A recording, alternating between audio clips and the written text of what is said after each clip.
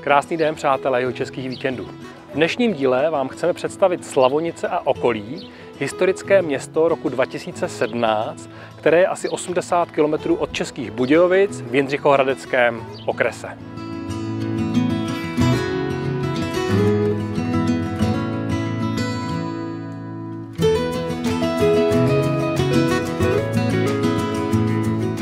Slavonice jsou jedinečnou historickou a architektonickou památkou nacházející se na pomezí Čech, Moravy a Rakouska a jsou součástí Jihočeského kraje. První písemná zmínka o městě pochází z roku 1260. V roce 2003 byly nominovány na seznam UNESCO a v roce 2017 získali titul Historické město roku.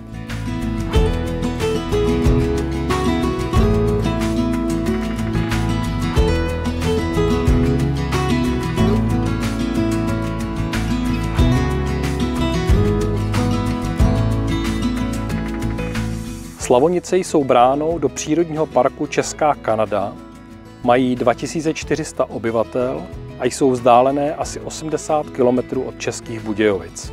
Od konce 15. století pak bylo v okolí Slavonic zakládáno mnoho rybníků. Dodnes se zachovaly části městského opevnění a 2 ze 3 městských bran. Podoby domů se dochovaly až dodnes. Je možno zde zhlédnout sklípkové klenby, průčelí domů s typickými štíty odvozené z italské renesance, cechovní místnosti s nástěnnými malbami.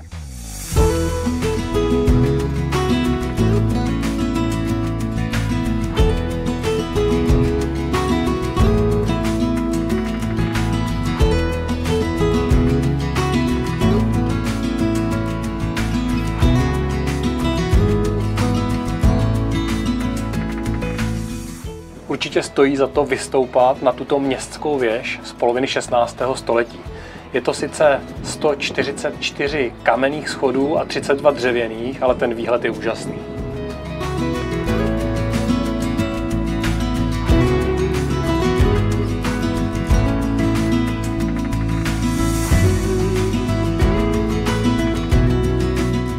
Městská kamenná věž byla vystavěna v první polovině 16. století při kostele Nanebevzetí Panny Marie. Otevřeno je denně od 9:30 do 18 hodin.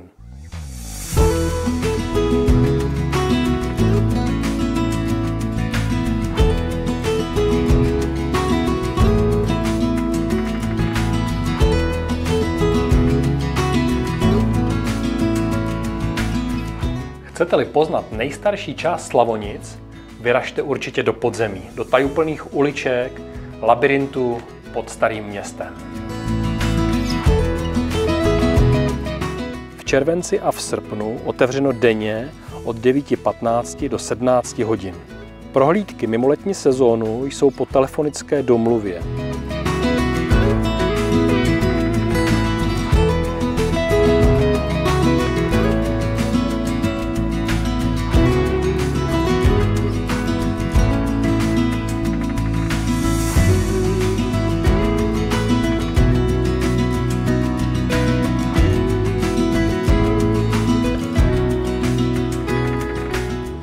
Nedaleko Slavonic, v obci Maříž, můžete navštívit stejnojmennou keramiku a namalovat si svůj hrneček, talířek, anebo si koupit krásnou keramiku Maříž. Je tady od roku 1991.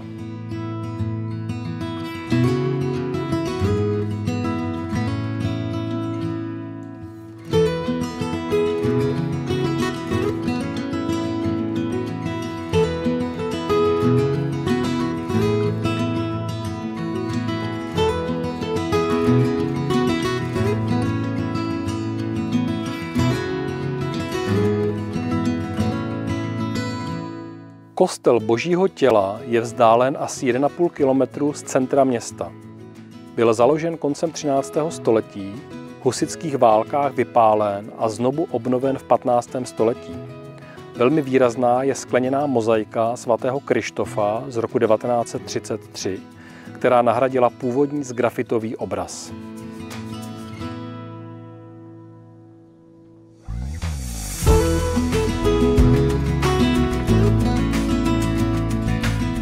V okolí Slavonic můžete navštívit řadu zajímavostí. Třeba toto muzeum bunkrů, kde je 11 rekonstruovaných bunkrů. Přišli jsme sem po Graselově stezce, která vede dál, a taky je tady minizoo pro děti. Takže je tady co navštívit a na co koukat.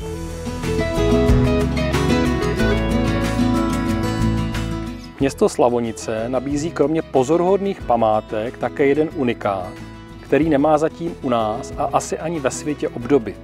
Na okraji města se nachází kuriózní muzeum samorostů, které vlastníma rukama a s pomocí přírody vybudoval za 40 let pan Karel Tůma.